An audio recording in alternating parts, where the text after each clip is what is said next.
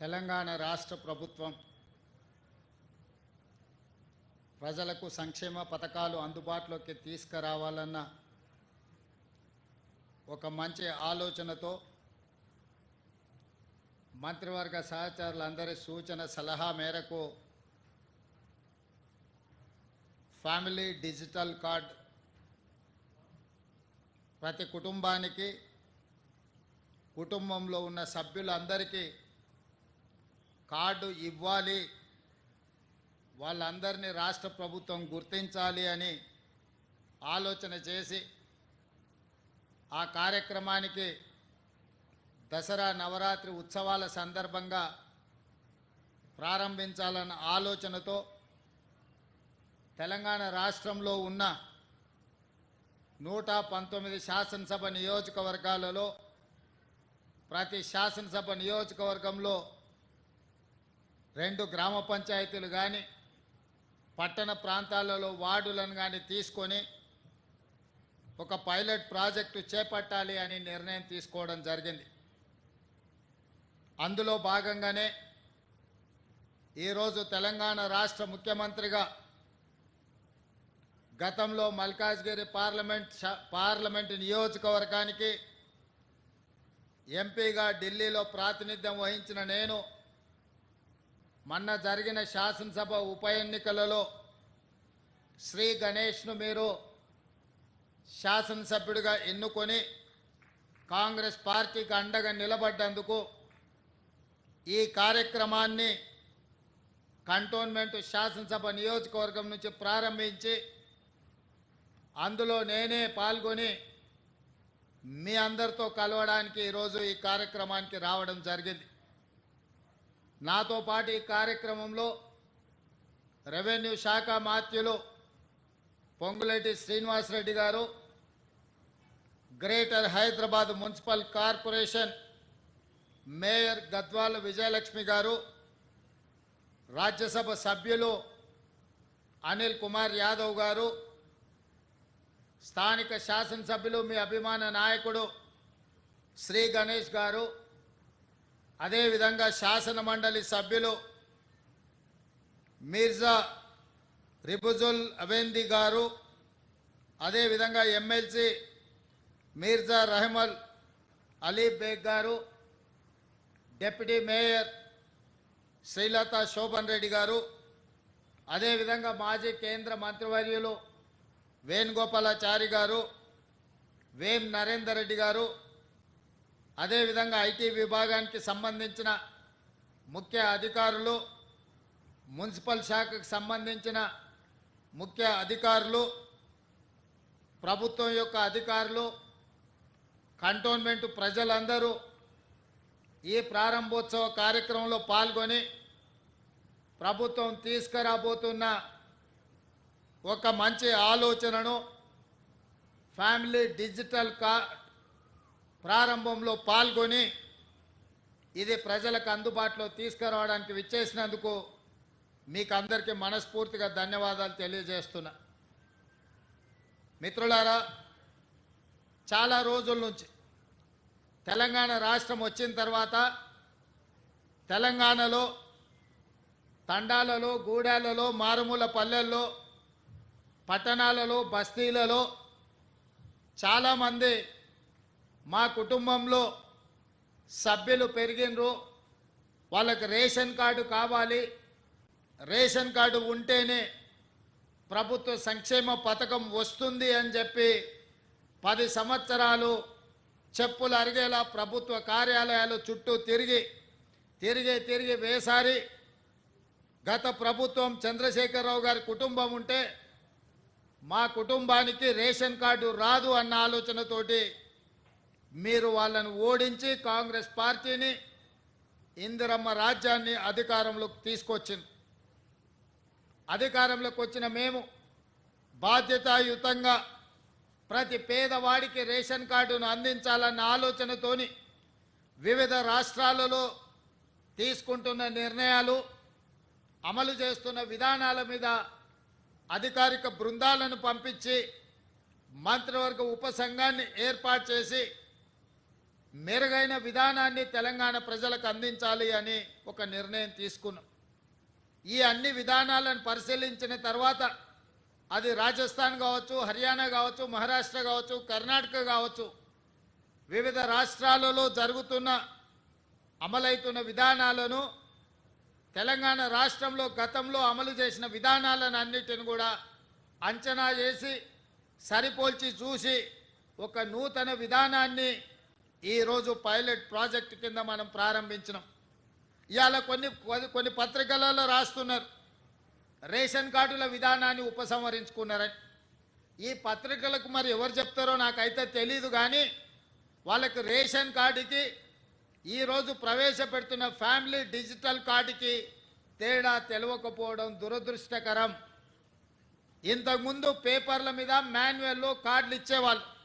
Ration card separate, Aarogyasri card separate, లేదా అదేవిధంగా రైతు బీమా, లేకపోతే రైతు బంధు, షాదీ ముబారక్, కళ్యాణ లక్ష్మి, ఆసరా పెన్షన్, ఇట్లా ఏది చెప్పినా, అదేవిధంగా అసంఘటిత కార్మికులకు హెల్త్ ప్రొఫైల్కు సంబంధించిన విధానాలు ఎక్కడికక్కడ ఏ డిపార్ట్మెంట్ ఆ డిపార్ట్మెంట్ దాదాపుగా 30 శాఖలు 30 రకాల సమాచారాన్ని సేకరించి ఎవరికి వాళ్ళ దగ్గర నిక్షిప్తం చేసుకోవడం వల్ల అసలు కుటుంబ సభ్యులు ఎవరు, ఆ కుటుంబంలో రేషన్ కార్డ్ అర్హత ఉన్న వాళ్ళు ఎవరు, పెన్షన్కి అర్హత ఉన్న వాళ్ళు ఎవరు, రైతు బీమాకు అర్హత ఉన్న వాళ్ళు ఎవరు, రైతు బంధుకు అర్హత ఉన్న వాళ్ళు ఎవరు, ఫీజు రియంబర్స్మెంట్కి అర్హత ఉన్న వాళ్ళు ఎవరు, ఇందిరమ్మ ఇల్లుకు అర్హత ఉన్న వాళ్ళు ఎవరు, ఈ విధంగా చెప్పుకుంటూ వెళ్తే 200 యూనిట్లు ఉచిత కరెంటుకు అర్హత ఉన్న వాళ్ళు ఎవరు, ఆర్టీసీ బస్సులో మహిళల ఉచిత ప్రయాణానికి ఎవరు అర్హులు, అదేవిధంగా 500 రూపాయలకు సిలిండర్ ఇవ్వడానికి ఎవరు అర్హులు, ఇట్లా ఎక్కడికక్కడ రకరకాల సమాచారము రకరకాల శాఖల దగ్గర ఉండడం వల్ల మెరుగైన విధానంతో పరిపాలన సాగించడానికి, ప్రజలకు మెరుగైన సేవలు అందించడానికి వస్తున్న ఇబ్బందులన్నిటిని కూడా రాష్ట్ర ప్రభుత్వం ఒక అంచనాకు వచ్చింది. అందుకే ఈరోజు రాష్ట్ర ప్రభుత్వం 30 శాఖల దగ్గర ఉన్న సమాచారాన్ని అంతా ఒక్క ఫ్యామిలీ డిజిటల్ కార్డుకి ఒక్క క్లిక్, ఎట్లయితే ఆధార్ను ఆ రోజు మన్మోహన్ సింగ్ గారు ప్రవేశపెట్టడంతో ప్రతి మనిషికి దేశంలో గుర్తింపు వచ్చిందో, 137 కోట్ల మందికి ఈరోజు ఆధార్ ఉంది అని అంటే అదే ఆధారమైంది ప్రభుత్వం ఇచ్చే సంక్షేమ పథకాలకు. అట్లాంటి ఆధార్ను ఇంకా మెరుగుపరిచి ఈరోజు ఫ్యామిలీ డిజిటల్ కార్డు రూపంలో ప్రతి కుటుంబానికి అర్హత కలిగిన వాళ్లకు అన్ని సంక్షేమ పథకాలను అందుబాటులోకి తీసుకురావాలని ఒక్క క్లిక్తో సమాచారం అంతా సంక్షిప్తంగా ఉండి ప్రభుత్వ శాఖలలో ఉండే అధికారులకు అందుబాటులో ఉండాలని ఇవాళ ఈ విధానాన్ని ప్రవేశపెట్టినాం.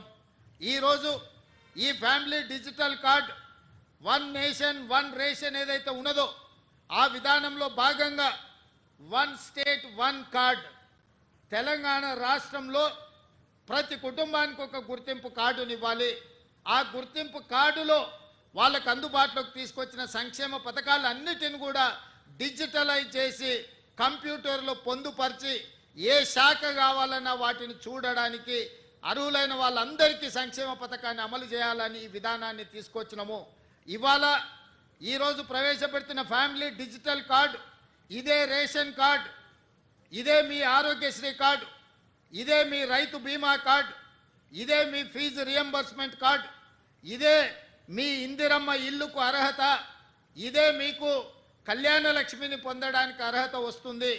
ప్రతి సంక్షేమ పథకం 200 యూనిట్లు ఉచిత కరెంటు కావచ్చు, ఆర్టీసీ బస్సు ఉచిత ప్రయాణం కావచ్చు, ఈ రకంగా రాష్ట్ర ప్రభుత్వం అమలు చేస్తున్న ప్రతి సంక్షేమ పథకాలను ఇందులోకి తీసుకొచ్చి అన్ని రకాలుగా మీ కుటుంబాలకు ఈ కార్డు ఒక రక్షణ కవచం కల్పించడానికే ఈ ఫ్యామిలీ డిజిటల్ కార్డుని రాష్ట్ర ప్రభుత్వం తీసుకొచ్చింది. ఇదే కాదు, ఈరోజు చాలామంది నన్ను కలుస్తున్నారు, అయ్యా మా పిల్లగాడికి పెళ్ళి అయింది, మా ఇంటికి కోడలు వచ్చింది, మా పిల్లగాడికి కూడా సపరేట్ రేషన్ కార్డు కావాలి, ఎందుకంటే వాడి కుటుంబం సపరేట్ అయిపోయింది, గతంలో పెళ్లి కానప్పుడు తల్లిదండ్రులుగా మా దగ్గర ఉన్నాడు, ఇప్పుడు మా అబ్బాయికి పెళ్ళయింది, అతనికి కూడా ఒక రేషన్ కార్డు కావాలంటారు. మరి ఏ విధంగా దీన్ని వాళ్ళకి ఇవ్వాలి, ఇచ్చిన సంగతి వాళ్ళకి ఎట్లా తెలవాలి? అదేవిధంగా కొన్ని కుటుంబాలలో వయసు మీద పడిన వాళ్ళు చనిపోతే వాళ్ళ వివరాలు తొలగించడానికి ఒక సమస్య అవుతున్నది. అదేవిధంగా సక్సెషన్ సర్టిఫికెట్, కుటుంబంలో పెద్ద చచ్చిపోయినప్పుడు చనిపోయిన సర్టిఫికెట్ తీసుకెళ్ళి రెవెన్యూ డిపార్ట్మెంట్కి వెళ్ళి ఆస్తులు విరాసత్ చేసుకోవాలంటే, వాళ్ళ పిల్లలకు బదిలీ చేయాలంటే కూడా అదొక పెద్ద ప్రక్రియగా మారి ఈరోజు పేదలకు ఒక ఇబ్బందికరంగా తయారై ప్రభుత్వ ఆఫీసులో చుట్టూ తిరగాల్సిన పరిస్థితి వచ్చింది.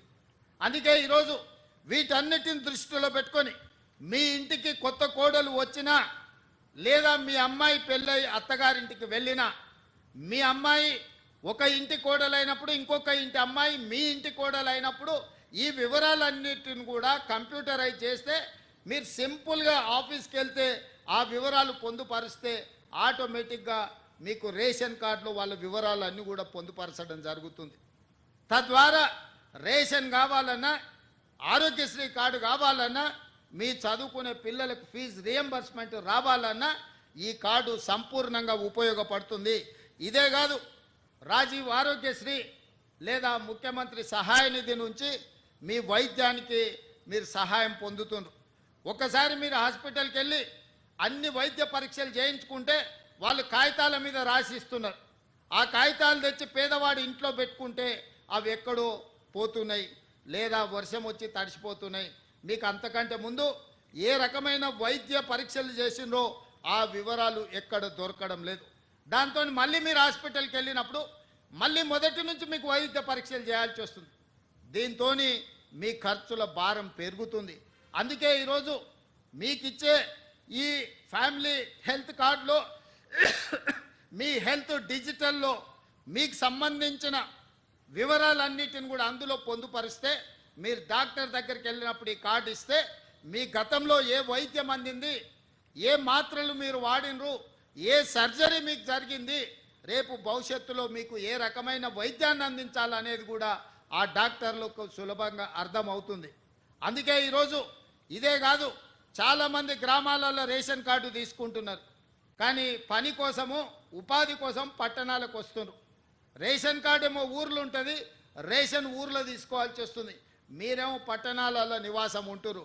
దాంతో ప్రభుత్వం ఇచ్చే రేషన్ కూడా మీకు సరైన విధంగా అందుబాటులోకి వస్తలేదు.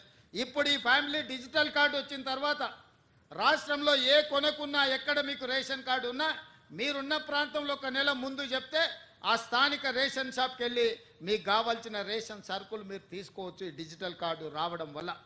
ఈరోజు పేదలకు ఎలాంటి ఇబ్బంది కలగొద్దు, పేదలను అన్ని రకాలుగా సహాయం అందించాలి, పేదలని ఆదుకోవాలి, పేదలకు సులభతరమైన సాంకేతిక నైపుణ్యంతో కూడుకున్న ఫ్యామిలీ డిజిటల్ కార్డు ఇవ్వాలనేది మా ప్రభుత్వ లక్ష్యము. అందుకే ఈరోజు ఇది అమలు చేసేటప్పుడు, అమలు చేస్తున్నప్పుడు ఏమైనా ప్రాక్టికల్ ప్రాబ్లమ్స్ ఏమైనా వస్తాయేమో అని చెప్పి ఈరోజు పైలట్ ప్రాజెక్ట్ కింద తీసుకోవడం జరిగింది. ప్రతి శాసనసభ నియోజకవర్గంలో 2 ప్రాంతాలను తీసుకున్నాము. 119 అసెంబ్లీ నియోజకవర్గాలలో 238 కేంద్రాలలో ఆ గ్రామ పంచాయతీలు కావచ్చు, వార్డులు కావచ్చు, వాటిల్లో ఈ కార్యక్రమాన్ని పైలట్ ప్రాజెక్టుగా చేపట్టినాం. తద్వారా అమలు చేసేటప్పుడు కుటుంబాలు ఎదుర్కొంటున్న సమస్యలేంది, పేదవాళ్లకు వస్తున్న ఇబ్బందులేంది, ఈ ఇబ్బందులను ఏ విధంగా అధిగమించవచ్చో పాత 10 ఉమ్మడి జిల్లాలకు సీనియర్ 10 మంది ఐఏఎస్ ఆఫీసర్లను నియమించడం జరిగింది.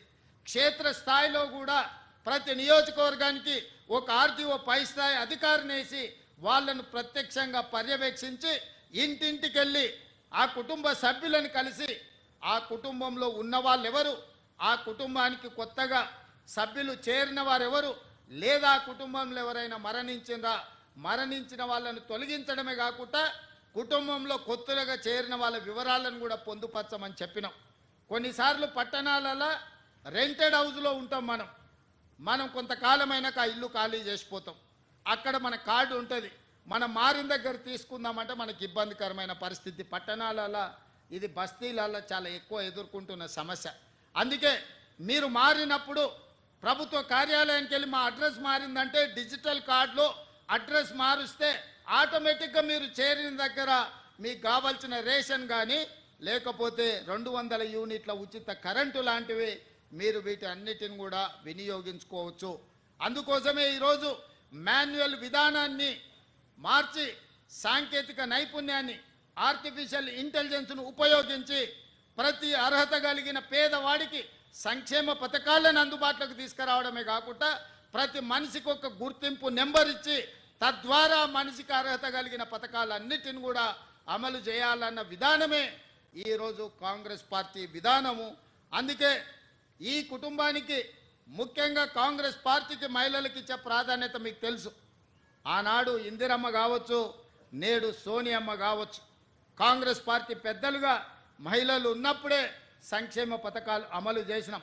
అందుకే ఈరోజు ఈ ఫ్యామిలీ డిజిటల్ కార్డులో కుటుంబ పెద్దగా మహిళలనే ముందు పెట్టినము. మహిళ చేతిలో కుటుంబ పెత్తనం ఉన్నప్పుడే ఆ కుటుంబం బాగుపడుతుంది, ఆ కుటుంబానికి వచ్చిన సంక్షేమ పథకాలు అమలు జరుగుతాయని విశ్వసించి ఈరోజు కుటుంబ పెద్దగా ఆ కుటుంబంలో ఉన్న పెద్ద మహిళను కుటుంబ పెద్దగా ఈరోజు పొందుపరిచినము. మహిళలకు మేము ఇస్తున్న ప్రాధాన్యత ఆర్టీసీ బస్సులో ఉచిత రవాణా సౌకర్యమే కాదు, ఈరోజు ఇండ్ల పట్టాలు ఇవ్వాలన్నా మహిళల పేర్ల మీదనే ఇస్తున్నాం, ఇందిరమ్మ ఇండ్లు ఇవ్వాలన్నా మహిళల పేరు మీదనే ఇస్తున్నాం. ఇవాళ ఈ ఫ్యామిలీ డిజిటల్ కార్డు కూడా మహిళనే కుటుంబ పెద్దగా పెట్టి మీ వివరాలన్నిటిని కూడా నమోదు చేస్తున్నాం. కాబట్టి ఈరోజు ఈ విధానాన్ని ప్రతి ఒక్కరూ ఉపయోగించుకోవాలి. ప్రతి వాళ్ళు ఈ సిస్టంలోకి వచ్చి మీరు నమోదు చేయించుకుంటే మీకు ఫ్యామిలీ డిజిటల్ కార్డు వస్తుంది. ఈ అమలు చేసే క్రమంలో ప్రతిపక్షాలకు కూడా నా సూచన, ఏది పడితే అది వాగుడు, లేకపోతే మీరు తప్పులు మీరు అప్పులు పోయినానే చేసినవి రెండే. ఒకటి అడ్డగోలుగా తప్పులు చేసిండు, రెండు విపరీతంగా అప్పులు చేసిండు. ఈ తప్పులతోని అప్పులతోని రాష్ట్రం నిండా మునిగింది. ఇవాళ మేము ఏదో దాన్ని సరిదిద్దుదామని 69,000 కోట్ల అప్పుతో తెలంగాణ రాష్ట్రానికి చేతికి అప్ప చెప్తే 7 లక్షల కోట్ల రూపాయలు అప్పులు చేసిండు. ఇక దత్తమ్మ చెప్తాడు కంటోన్మెంట్లో నేను అంతా చేసినాను.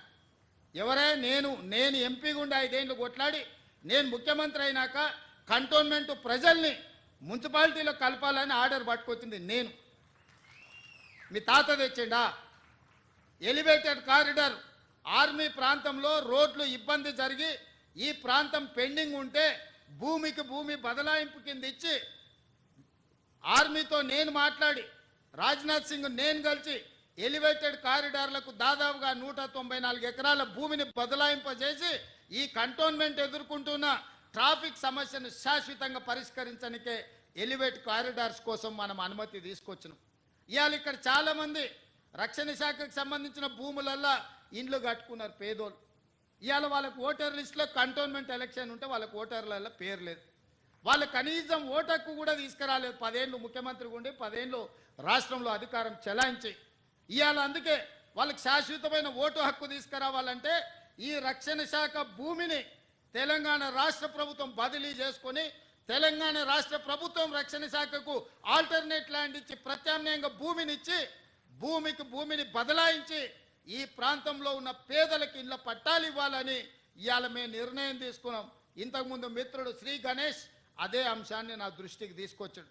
మా రెవెన్యూ శాఖ మంత్రి గారు నాకు చెప్తున్నారు, అన్న ఎంత భూమి అయినా బదలాయించు, వాళ్ళందరికీ పట్టాలు ఇవ్వాలి అని.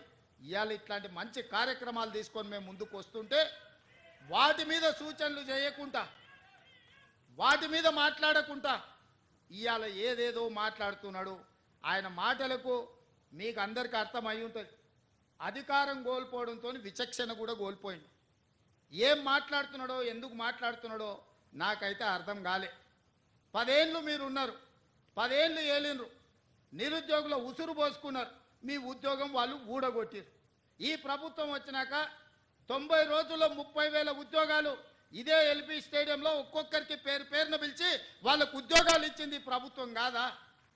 మరో 30,000-35,000 ఉద్యోగాలు ఈ డిసెంబర్ లోపల ఇవ్వాలని నిన్నగాక మొన్న 11,062 మంది టీచర్ ఉద్యోగాల ఫలితాలు ప్రకటించి రేపు 9 తారీఖు నాడు అదే ఎల్బీ స్టేడియంలో పేదలకు విద్య చెప్పే ఈరోజు టీచర్ల నియామకాలు ప్రభుత్వం చేపట్టబోతుంది. అదేవిధంగా వైద్య రంగంలో వేలాది మంది పోస్టుల పారామెడికల్ సిబ్బందిని మన ప్రభుత్వం వచ్చినాక నియమించింది. ఇవాళ ఒక్కొక్క సమస్యను పరిష్కరించుకుంటూ హైదరాబాద్లో ట్రాఫిక్ సమస్యను పరిష్కరించుకుంటూ హైదరాబాద్కు వచ్చిన వరదల్ని పరిష్కరించుకుంటూ హైదరాబాద్ కూరుకుపోతున్న బురదలో నుంచి నగరాన్ని కాపాడాలని ఒక మంచి ఆలోచనతో ముందుకు వస్తే దాని మీద కూడా బురద జల్లుకుంటూ తిరుగుతున్నారు బామర్దులు. నేను అంటున్న కిరాయి మనుషులతో మీరు చేసే హడావిడి తెలంగాణ సమాజం నిశ్చితంగా గమనిస్తుంది. ఇవాళ పేదలకు అన్యాయమైందని ఏడుస్తున్నారు కదా. ఈ తెలంగాణ రాష్ట్రాన్ని దోసుకున్న నిధులు మీ పార్టీ ఖాతాలో 1500 కోట్లు ఉన్నాయి. ఒక 500 కోట్లు తీసి ఆ మూసీలో మునిగిపోయిన వాళ్ళకి పంచిపెట్టండి. మీకు అధికారంలోకి రాకంటే ముందు తొడుక్కోవడానికి చెప్పులు కూడా లేవు కదా. ఈరోజు 1500 కోట్ల రూపాయలు మీ పార్టీ ఖాతాలో ఉన్నాయి. అది ఎవరి సొమ్ము? తెలంగాణ ప్రజల సొమ్ము కాదా? ఇవాళ తెలంగాణ ప్రజలు మూసీలో ఉన్న పేదలు బాధలు ఎదుర్కొంటున్నారని మీరు మాట్లాడుతున్నారు కదా. ఒక 500 కోట్ల రూపాయలు మీ పార్టీ ఖాతాలో నుంచి తీసి వాళ్ళకి పంచి పెట్టండి. వాళ్ళకి ప్రత్యామ్నాయం ఏం చేయాలో చెప్పండి. ఈరోజు ఈ ప్రభుత్వం సిద్ధంగా ఉంది వినడానికి. హైడ్రా గురించి అసెంబ్లీలో చర్చ పెట్టినప్పుడు ఈ సన్నాసులు పారిపోయినరు, మాట్లాడలేదు. హైడ్రా మీద అసెంబ్లీలో చర్చ జరగలేదా? ఆ రోజు మీరు సూచన చేసి ఉంటే ఈరోజు మీరు అడ్డగోలుగా మాట్లాడాల్సిన అవకాశమే లేకపోతుండే కదా. ఈరోజు పేదలకు ఏం చేద్దామో చెప్పండి. మీ తాత సొమ్ము మా తాత సొమ్ము ఇచ్చేది లేదు. ప్రజలు కట్టిన పన్నుల నుంచి పేదలకు ఇవాళ 12,000 మంది బఫర్ జోన్లో లేకపోతే నదీ బెడ్డులో మూసి పరివాహక ప్రాంతంలో ఉంటే 15,000 డబల్ బెడ్రూమ్ ఇండ్లు ఇవాళ మనం కేటాయించడానికి నేను ఆదేశాలు ఇచ్చిన. మూసి మురికిలో దోమలతోని కలుషితమైన నీళ్లతోని అక్కడ బతకలేని శవాలుగా జీవోత్సవాలుగా ఉన్న పేదవాళ్లకు ఆత్మగౌరవంతో బ్రతకడానికి ఇల్లు ఇచ్చి ఇంటి ఖర్చులకు 25,000 ఇచ్చి మా అధికారులు అక్కడ ఉండి వాళ్ళని ఇంటి దగ్గర దిగబెడుతుంటే అభినందించాల్సింది పోయి అన్యాయంగా మాట్లాడుతున్నారు. డబుల్ బెడ్రూమ్ ఇల్లు కంటే ప్రత్యామ్నాయం ఏముందో చెప్పండి. పంచుదాం, ఇది ప్రజల సొమ్ము. మేము సిద్ధంగా ఉన్నాం బాధ్యత తీసుకోవడానికి. ఇవాళ పేదల సంక్షేమం అమలు చేయడమే మా బాధ్యత. చేతనైతే రాండి, అఖిలపక్ష సమావేశాన్ని పిలుస్తాం, మీరు రాండి, ఏం చేయాలనో చెప్పండి. ఏది చేసినా వద్దనడం, మీ చేతగాని తనాన్ని కప్పిపుచ్చుకోవడానికి మమ్మల్ని ఏ ప్రయత్నం చేయొద్దనడం ఇది సమంజసమని నేను అడుగుతున్నా. 10 నెలలు కూడా కాలే మేము అధికారంలోకి వచ్చి. 10 ఏళ్ళు ఈ రాష్ట్రాన్ని దోసుక తిన్న మీరు ఇవాళ ఆగర్భ శ్రీమంతులు ఎట్లయినరు? మీరు మాత్రం ఫామ్ హౌజుల్లో ఉండాలి. మీ ఫామ్ హౌజులను కాపాడుకోవడానికే కదా ఇవాళ వీళ్ళను ముసుగు తొడుక్కొని రక్షణ కవచంగా పెట్టుకొని పేదోళ్ళను పెట్టి కూలగొట్టొద్దు అంటారు. ఇవాళ ఇన్ని మాట్లాడుతున్న కేటీఆర్ జన్వాడలో నీకున్న ఫామ్ హౌస్ అక్రమ నిర్మాణం కాదా? అది కూలగొట్టాలనా వద్దా నువ్వు చెప్పు.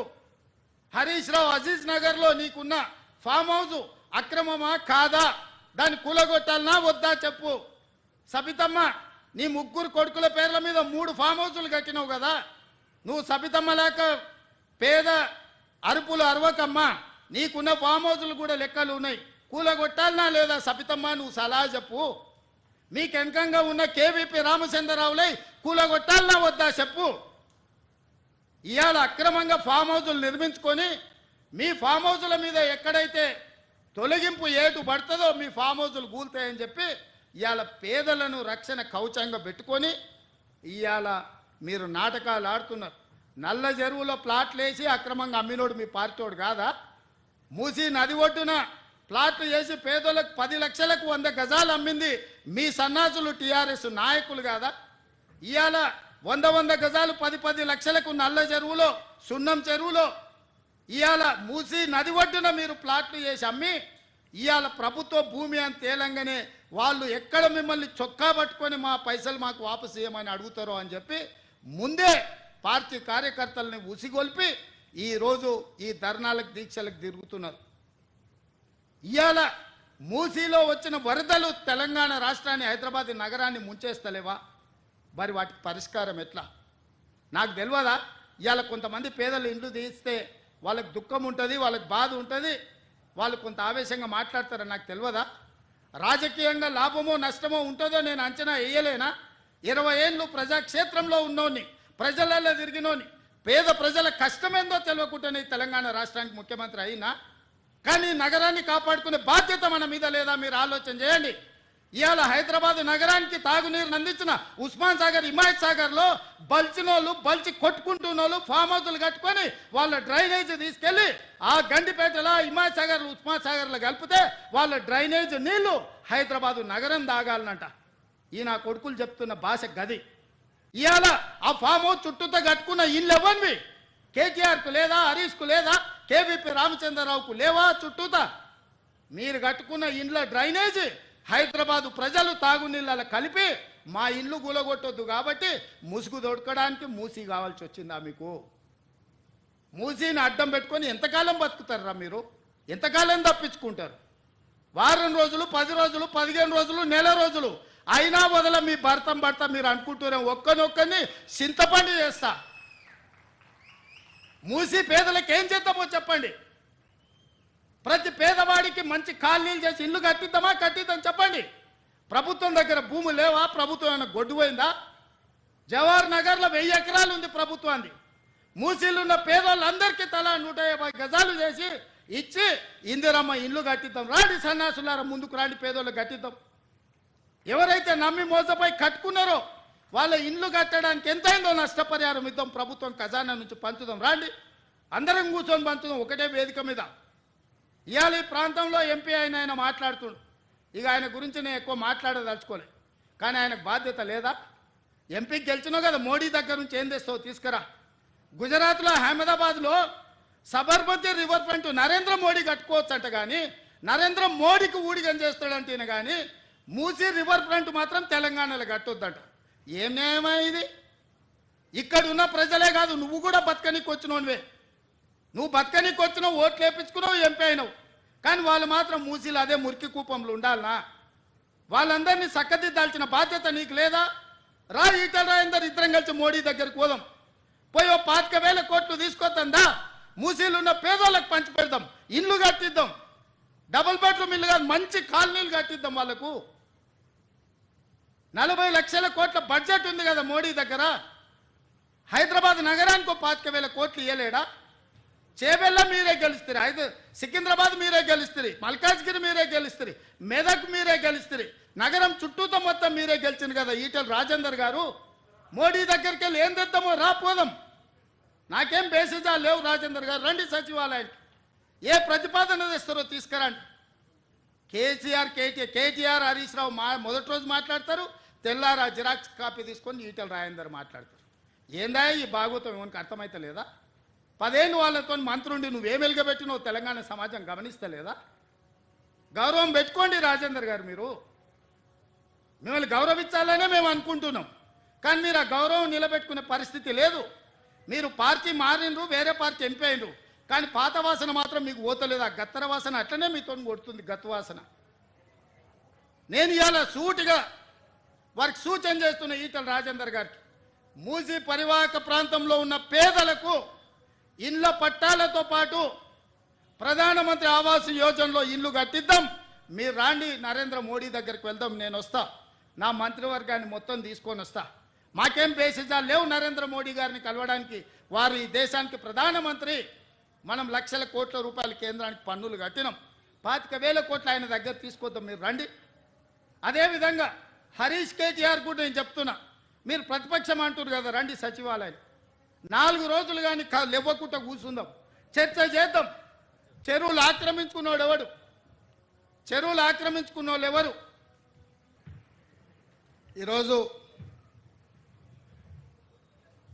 నేను సూటిగా బీఆర్ఎస్ బీజేపీ నాయకులకు, ప్రజాప్రతినిధులకు సూచన చేస్తున్నా, మీరు రండి. హైదరాబాద్ మహానగరంలో ఉన్న చెరువుల లెక్క తీద్దాం. చెరువులలో ఎఫ్టీఎల్లో ఎవరున్నారు, బఫర్ జోన్లో ఎవరున్నారు, నాలాలు ఎవరు ఆక్రమించుకున్నారు, ప్రభుత్వ పార్కులలో అక్రమ నిర్మాణాలు ఎవరు చేసారు, ప్రభుత్వ భూములలో అక్రమంగా వెంచర్లు ఎవరు వేసిండ్రు, ప్రైవేటు భూముల్లో అనుమతులు లేకుండా ఎవరు కట్టిండ్రు. ఇవన్నీ ఒక కోణం. మూసీ అనేది నగరానికి జీవనాధారం. ఆనాడు 1908లో వచ్చిన వరదలలో వేలాది మంది చచ్చిపోతే నిజాం నవాబు ఉస్మాన్ సాగర్, హిమాయత్ సాగర్ను, అనంతగిరి కొండల్లో నుంచి వచ్చే నీళ్లను నియంత్రించి ఈ ప్రాజెక్టులు కట్టి హైదరాబాదు నగరానికి తాగునీటి సమస్యను తీర్చడానికి ప్రయత్నం చేసిండు. ఇవాళ 100 సంవత్సరాలు మనకు తాగునీటి దాహార్తిని తీర్చిన ప్రాజెక్టులను ఇవాళ ముంచేయాలని మీ ఫామ్ హౌజులు కట్టి మీరు ఆక్రమించుకున్నారు. ఇవే కాకుండా వందలాది గొలుసుకట్టు చెరువులను హైదరాబాదు నగరంలో ఆక్రమించుకున్నారు. ఇవాళ ఆ చెరువులను మనుషులు కొంతమంది దురాశపరులు ఆక్రమించుకోవడంతో చెరువులో ఉండాల్సిన నీళ్లు వీధుల్లోకి వచ్చి వీధుల్లో నుంచి మన ఇంట్లోకి వస్తున్నాయి. ఇవాళ కొద్దిమంది అక్కడ నిర్మాణాలు చేసుకోవడం వల్ల వేలాది కాలనీలలో ఉండే లక్షలాది కుటుంబాలు ఇవాళ నీట మునుగుతున్నాయి. దీనికి ఒక పరిష్కారాన్ని చూపించాలి. ఎవరో ఒకరు నడుము బిగించాలి. ప్రతి వారు చూసి నాకెందుకులే అని వదిలేస్తే ఈ నగరం మునిగిపోతుంది. చూస్తుంటే చెరువులు మూసుకుపోయినాయి, నాలాలు మూసుకుపోయినాయి. ఇంకా కొంతకాలం చూస్తే మూసి కూడా మూసుకుపోతుంది. ఇవన్నీ మూసుకుపోయినాక వర్షాలు వరదలు వచ్చినప్పుడు ఆ నీళ్లు వచ్చేది మన ఇళ్లలోకే. ఆ రోజు మనల్ని కాపాడడానికి అయ్యో పాపం అనడానికి కూడా ఎవడు మనిషి మిగలడు. అందుకే ఈరోజు రాజకీయాలలో లోతు తెలియక కాదు, కొన్ని మంచి పనులు భవిష్యత్ తరాలకు అందించాలంటే మన పిల్లలకు వాళ్ళ పిల్లలకు భవిష్యత్ తరాలకి నగరాన్ని ఒక మంచి నగరంగా సురక్షితమైన నగరంగా అందించాలి అని అంటే ఎవరో ఒకరు ఎఫ్టీఎల్లో ఆక్రమణలు తొలగించాలి, బఫర్ జోన్లో తొలగించాలి, నాలాలను తొలగించాలి, మూసీలో ఆక్రమణలు తొలగించాలి. వర్షాలు వచ్చినప్పుడు వరదలు రాకుండా ఈ నీళ్లను నియంత్రించి చెరువుల్లో ఒడిసి పట్టాలి. హైదరాబాదు నగరం ఇవాళ ఒకప్పుడు 200 ఫీట్లు వేస్తే బోరు పడేది, ఇవాళ 1200 ఫీట్లు వేసినా బోరు పడతలేదు. దీనికి కారణం ఈ సాగునీటి చెరువులను ఈరోజు ఆక్రమణలకు గురి కావడం కాదా? మరి ఈ సమస్యకు పరిష్కారం ఏంది? ఇవాళ ఇంకుడు గుంతలు కట్టాలి అని చెప్పినాం. ఎన్ని ఇళ్లలో ఇంకుడు గుంతలు ఉన్నాయని నేను అడుగుతున్నా. ఇవాళ అందుకే మా అధికారులకు ఆదేశాలు ఇచ్చిన, ఇంకుడు గుంతలు కట్టని ఇళ్లకు అనుమతులు ఇచ్చేది లేదు. ఇంకుడు గుంతలు లేని ఇళ్లకు నీళ్ల ట్యాంకర్ 2 అంతలు ఛార్జ్ చేయమని మా అధికారులకు నేను ఆదేశాలు ఇస్తున్నా. ఇవాళ వాతావరణం కలుషితం అయిపోయి హైదరాబాదు నగరంలో నీళ్లు అడుగంటిపోయి 2000 ఫీట్లు బోర్ వేసుకున్నా నీళ్లు పడని పరిస్థితి వస్తే ఈ నగరంలో ప్రజలు బతకలేరు. ఈ నగరం సర్వనాశనం అయిపోతుంది. అందుకే ఇవాళ రాజకీయంగా నాకు తెలుసు, ఈరోజు కొంతమంది పేదల కష్టం వచ్చింది, వాళ్ళ కన్నీళ్ళు నేను అర్థం చేసుకుంటే వాళ్ళ దుఃఖం నాకు అర్థం అవుతుంది. మధ్యతరగతి వాళ్ళు జీవితాంతం కష్టపడి సంపాదించుకున్నది కొంతమంది మోసగాళ్ళ చేత నమ్మి మోసపోయి టీఆర్ఎస్ సన్నాసులను నమ్మి లక్షల రూపాయలు పెట్టి కొనుక్కున్న ఇల్లు అధికారులు వచ్చి కూలగొడితే ఆ కుటుంబం యొక్క దుఃఖం, ఆ బాధ నాకు తెలుసు. కానీ ఇట్లనే వదిలేసుకుంటూ పోతే ఇవాళ చెరువులను ఆక్రమించుకొని నాలాలను ఆక్రమించుకొని మూసీని ఆక్రమించుకుంటే ఈ సమస్యకు పరిష్కారం ఎక్కడ? ఇవాళ వాళ్ళని తొలగిద్దాం. తొలగించినప్పుడు వాళ్ళకు వచ్చిన నష్టాన్ని ఏ విధంగా భర్తీ చేద్దామో మీరు సూచన ఇవ్వండి. ఈ ప్రభుత్వం సిద్ధంగా ఉంది. ఏ పేదవాడి కన్నీళ్లు మేము చూడదలుచుకోలేదు. ప్రతి పేదవాడికి ప్రత్యామ్నాయం చూపించాలన్నదే నా ఆలోచన. ఇవాళ మూసీలో ఆ దోమలు, ఆ కంపు, ఆ కలుషితంలో బతికే కంటే ఒక మంచి డబుల్ బెడ్రూమ్ ఇల్లు ఇచ్చి వాళ్ళు బతకడానికి ఉండడానికి ఇచ్చి వాళ్ళకు పని కల్పించి వాళ్ళ పిల్లలు చదువుకోవడానికి ప్రభుత్వం ఏర్పాటు చేస్తే కేటీఆర్ హరీష్కి వచ్చిన నొప్పేందే, ఈటల రాజేందర్ దుఃఖమేందే నాకు అర్థమైతలేదు. ఏంది మీ బాధ? వాళ్ళు మంచిగా బతకొద్దా? వాళ్ళు ఎప్పటికీ పేదోళ్ళలాగానే ఉండాలి, మూసీళ్ళే ఉండాలి. వాళ్ళ పేదరికం చూపించి వాళ్ళ దగ్గర ఓట్లు వేసుకొని మీరు ఎమ్మెల్యేలు ఎంపీలు కావాలనా? వాళ్ళు మంచిగా బతకొద్దా? వాళ్ళు మంచిగా బతుకుతే వాళ్ళ పిల్లలు చదువుకుంటే మీ దొరతనాన్ని ప్రశ్నిస్తారని చెప్పి ఈరోజు మీరు అడ్డం పడుతున్నారా? అదేవిధంగా బఫర్ జోన్లు ఉన్నోళ్ళను మీలాంటి మోసగాళ్ళు వాళ్ళకి అమ్ముతే వాళ్ళకి ఏ నష్టపరిహారం ఇద్దామో చెప్పండి. ప్రభుత్వం గొట్టుపోలే, ప్రభుత్వం మొత్తం దివాలా తీయలే. నువ్వు 7 లక్షల కోట్ల రూపాయలు అప్పు చేసినా ఈ ప్రభుత్వానికి చిత్తశుద్ధి ఉంది. ప్రభుత్వం నిధులు తెద్దాం, తెచ్చి వాళ్ళని ఆదుకుందాం. ఏ విధంగా వాళ్ళను తొలగించడం ద్వారా వాళ్ళకి న్యాయం చేద్దామో చెప్పండి. చెరువులలో ఉన్న ఎఫ్టీఎల్లు తొలగించాల్సిందే, బఫర్ జోన్ అక్రమ నిర్మాణాలు తొలగించాల్సిందే, కాలువల నాలాల ఆక్రమణలు తొలగించాల్సిందే, మూసీలో ఉన్న అక్రమ నిర్మాణాల నుంచి బెడ్లో మూసి రివర్ బెడ్లో ఉన్న పేదల ఇల్లు తొలగించాల్సిందే, బఫర్ జోన్లు ఉన్నాయి తొలగించాల్సిందే. తొలగించేటప్పుడు వాళ్ళకి ఏ విధంగా ఆదుకోవాలనో ప్రభుత్వం ప్రణాళిక చేస్తుంది. మీ దగ్గర ఏమన్నా సూచన ఉంటే చెప్పండి. మొదటి ప్రణాళిక మూసీ రివర్ బెడ్లు ఉన్న వాళ్ళకి డబుల్ బెడ్రూమ్ ఇల్లు ఇచ్చి తవ్వకర్సులకు కూడా 25,000 రూపాయలు ఇస్తున్నాం. ఎప్పుడన్నా మీరు ఆలోచన చేసిండ్రా పేదోనికి ఇల్లు ఇవ్వాలి, పేదోని ఆత్మగౌరవంతో బతికేటట్టు చూడాలని? ఈ పనులు చేసేటప్పుడు పేదలకు వచ్చింది బాధ. నాకు కూడా బాధ ఉంది, నాకు కూడా చాలా బాధ అనిపించింది సోషల్ మీడియాలో, లేకపోతే కొంతమంది వాళ్ళ బాధ వెలుబుచ్చుతున్నప్పుడు.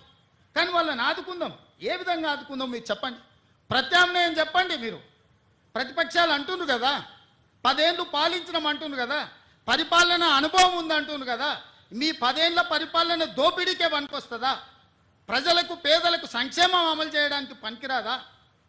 రాజేందర్ గారు నరేంద్ర మోడీ గారిని అడగండి, ఈ పేదలను ఎట్లా ఆదుకుందామో నిధులు తెద్దాం. మాకేం అభ్యంతరం లేదు, పిలువు మీ కిషన్ రెడ్డిని, బండి సంజయ్ గారిని, నువ్వే లీడ్ చేయి, నువ్వే ముందు ఉండు, మేము నీ వెనకాల నించుంటాం. 10 ఏళ్ళు మంత్రిగా చేసినావు కదా రాజేందర్ గారు, రాష్ట్రంలో నీకు అనుభవం ఉంది కదా, ఈరోజు ఎంపీ కదా, మీ నాయకుడు నరేంద్ర మోడీ ప్రధానమంత్రిగా ఉన్నాడు కదా, నువ్వే మా ముందు వరుసలు నిలబడి మేము మీ వెనకాల ఉంటాం. నా మొత్తం మంత్రివర్గాన్ని తీసుకొని వెనకాల వస్తాం, మోడీ దగ్గరకు పోదాంపా, ఓ 25,000 కోట్ల రూపాయలు ఇప్పి. ఎవరు వద్దన్నారు? లేదు, ప్రభుత్వం ఏం చేయాలనో చెప్పు. ఇల్లు లేని పేదవాడికి ఇల్లు ఇవ్వడం నేరమా? వాళ్ళ పిల్లలకు చదువు చెప్పించడం నేరమా? వాళ్ళ ఇల్లు తరలించడానికి 25,000 రూపాయలు వాళ్ళకి తవ్వకర్సులకు ఇవ్వడం నేరమా? అవి చేస్తుంటే మీరు ఎందుకు అడ్డం పడుతుర్రు? బఫర్ జోన్లు ఉన్న వాళ్ళకి కూడా ఒకవేళ 2 అంతస్తులు ఇల్లు ఉంటే వాళ్ళ నష్టపరిహారం ఏం చేద్దామో చెప్పండి. మీరు వాళ్ళని తొలగించొద్దు. వాళ్ళ జీవితాలు ఎప్పుడు మూసిల్నే ఉండాలి, ఆ మురికిలోనే మునిగిపోవాలి, ఆ మురుగులోనే చచ్చిపోవాలనా? కింద నల్లగొండ జిల్లా ఎల్బీ నగరు, మహేశ్వరము, ఇబ్రాహీంపట్నము, మునుగోడు, తుంగతుర్తి, నకరేకల్లు, భువనగిరి, ఆలేరు, ఇవన్నీ మూసీ ప్రాజెక్టు కింద 40,000 ఎకరాల ఆయకట్టు ఉంది. ఇక్కడి నుంచి అక్కడికి మురుగునీళ్ళు పోయి ఒక పక్కన ఫ్లోరైడ్, రెండో పక్కన మూసి మురికి నల్గొండ జిల్లా ప్రజలు బతకలేని పరిస్థితిలో ఉంటే ఆ నల్గొండను ప్రక్షాళన చేయడానికి ఈరోజు ఒక ప్రయత్నం చేస్తుంటే దాన్ని అడ్డుకుంటారు.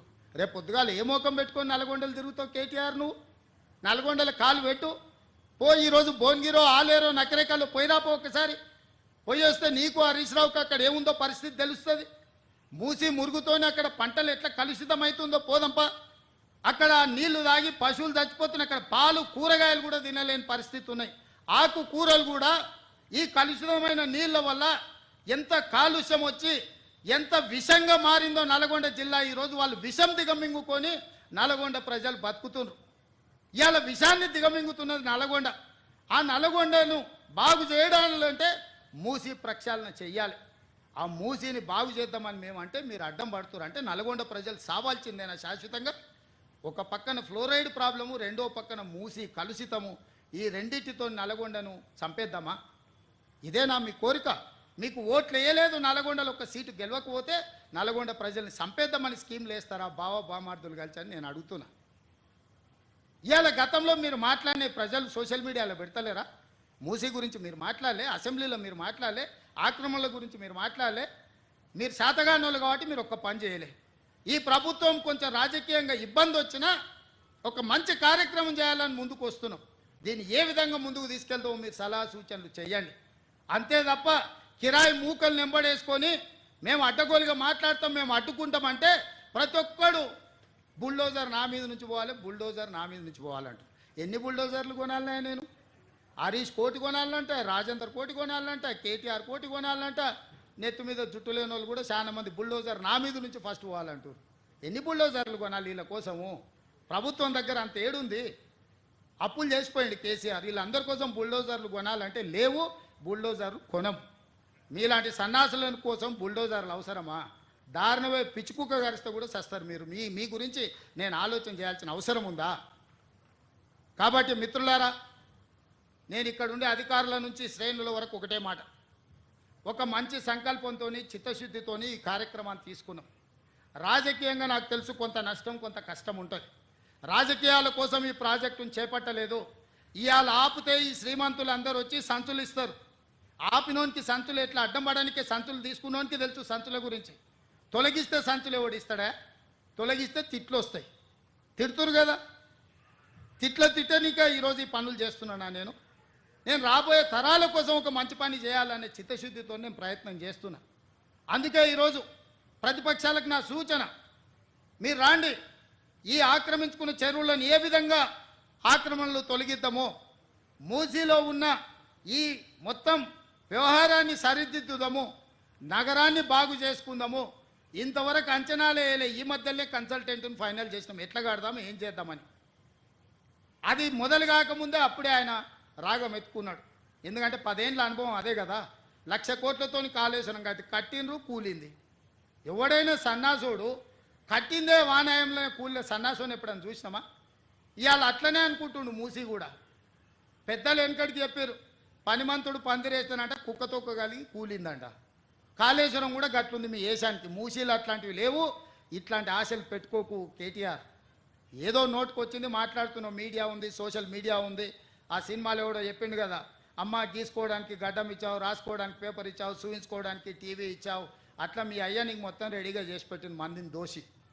రాయనికే పేపరు, చూపేనికే టీవీ, ఇట్లాంటివన్నీ అడగోలుగా మాట్లాడడానికి సోషల్ మీడియా మీ నాయన దోపిడీ చేసి నీకు ఇచ్చిండు. కాబట్టి ఈ అడ్డగోలుగా పనులు చేస్తున్న ప్రజలు ఎవరు హర్షించరు. అందుకే మిత్రులారా, ఇది సందర్భం కాకపోయినా కొన్ని వివరాలు ప్రజలకు చెప్పాల్సిన అవసరం ఉంది. ఈ వేదిక మీద నుంచి చెప్పిన ఏది ఏమైనా ఈ ఫ్యామిలీ డిజిటల్ కార్డ్ తెలంగాణ పేద ప్రజల యొక్క భవిష్యత్తును మార్చబోతుంది. ఇదే రేషన్ కార్డ్, ఇదే ఆరోగ్యశ్రీ కార్డ్, ఇదే మీ ఫీజు రియంబర్స్మెంట్, ఇదే మీ షాదీ ముబారక్, ఇదే మీ కళ్యాణ లక్ష్మి, ఇదే మీ రైతు బీమా, ఇదే మీ రైతు భరోసా. ఇట్లాంటి కార్యక్రమాలన్నీ కూడా ఇందులో పొందుపరిచి ఉంటాయి. మీ కుటుంబంలో పెద్దలు ఎవరైనా అకాల మరణం చేస్తే వాళ్ళ వివరాలు తొలగించడానికి, మీ కుటుంబంలో పిల్లలకు పెళ్లి అయితే మీ కొత్త కోడలు వివరాలు పొందుపరచడానికి, మీ ఆస్తులు తల్లిదండ్రులు చనిపోతే విరాసత్ కింద మీ పేర్ల మీదకి మార్చుకోవాలన్నా ఈ కార్డు అన్ని రకాలుగా మీకు ఉపయోగపడుతుంది. ప్రజలందరూ ఈ కార్యక్రమంలో పాల్గొని ఈ కార్యక్రమాన్ని విజయవంతం చేయండి. వీలైతే మీ కుటుంబం అంతా ఒక గ్రూప్ ఫోటో దిగి ఈ డిజిటల్ కార్డుకి ఇవ్వండి. గవర్నమెంట్లో మీ కుటుంబాన్ని మొత్తానికి సంబంధించిన ఫోటో వివరాలు కూడా ఉంటే మీకు మెరుగైన వైద్యం, సరైన సహాయం రాష్ట్ర ప్రభుత్వం అందించడానికి అవకాశం ఉంటుంది. కాబట్టి అధికారులందరూ కూడా చిత్తశుద్ధితోని క్షేత్రస్థాయిలో పేదవాళ్ళు చెప్పే ప్రతి అంశాన్ని పరిగణలోకి తీసుకొని మీరు నోట్ చేసుకోండి. ఇది పైలట్ ప్రాజెక్ట్ మాత్రమే. 3 తారీఖు నుంచి 7 తారీఖు వరకు 5 రోజులు ఈ పైలట్ ప్రాజెక్ట్ ఇల్లు తిరిగి మీ వివరాలు పొందుపరిచి మీకు మెరుగైన సేవలను అందించడానికి ఈ ఫ్యామిలీ డిజిటల్ కార్డు తీసుకొచ్చారు. ఈ కార్డు వచ్చిన తర్వాత ఊర్లో రేషన్ కార్డు ఉన్న వాళ్ళు కూడా హైదరాబాద్లో రేషన్ తీసుకునే అవకాశం వస్తుంది. ఒకవేళ హైదరాబాద్లో ఉన్న వాళ్ళు అనుకోకుండా ఇంకెక్కడికైనా పోతే కూడా ఉద్యోగ రీత్యా మార్చుకోవచ్చు. ఇవన్నీ ఇందులో ఉన్నాయి. ఇంకా ఏమైనా పొందుపరచాలన్నా ఈ పైలట్ ప్రాజెక్టు తర్వాత సూచనలు ఇవ్వాల్సిందిగా ప్రతిపక్షాలను కోరుకుంటున్నా. ప్రజలకు ఒక మంచి సేవలను అందుబాటులోకి తీసుకొచ్చి బహు ప్రయోజన ఉపయోగంగా ఉండేటట్టు బహుళ ప్రయోజనం ఉండాలి. కార్డుతోని అన్ని రకాలుగా పేదలకి ఈ కార్డు ఉపయోగపడాలి. రేషన్ కార్డు లేనోళ్ళందరూ ఈ అవకాశాన్ని ఉపయోగించుకోండి. మేము ప్రజా దర్బారు పెట్టినా ఏది పెట్టినా రేషన్ కార్డులకు వస్తున్నారు. ఇవాళ అధికారులు మీ దగ్గరకు వస్తారు. ఈ అవకాశాన్ని ఉపయోగించుకొని మీ కుటుంబాల రేషన్ కార్డులు తీసుకోండి. భవిష్యత్తులో మీ సంక్షేమ పథకాలు అమలు జరగాలంటే family digital card, 1 state 1 card, ఈ అవకాశాన్ని వినియోగించుకోవాల్సిందిగా రాష్ట్ర ప్రజలందరికీ కంటోన్మెంట్ నుంచి నేను విజ్ఞప్తి చేస్తున్నా. ఇది ప్రతి ఒక్కరికి ఉపయోగపడే కార్డు. ప్రతి ఒక్కరిని తీసుకోవాల్సిందిగా మీడియా మిత్రులకు కూడా మీ ఆరోగ్య భద్రత కార్డుతో సహా దీనికి లింక్ అయి ఉంటుంది. మీరు కూడా ఈ కార్డు తీసుకోండి. మీడియాలకు రాజకీయ నాయకులకు అతీతం కాదు. ప్రతి వాళ్లకు ప్రభుత్వం వైపు నుంచి గుర్తింపు ఉండాలన్నా, ప్రభుత్వం వైపు నుంచి సంక్షేమ పథకాలు అమలు జరగాలన్నా, మీకు అవి చేరాలన్నా ఈ కార్డు ఉపయోగపడుతుంది. కాబట్టి ఈ కార్డును తీసుకోవాల్సిందిగా కోరుకుంటూ మీ అందరి దగ్గర సెలవు తీసుకుంటున్నా. ధన్యవాదాలు మిత్రులారా.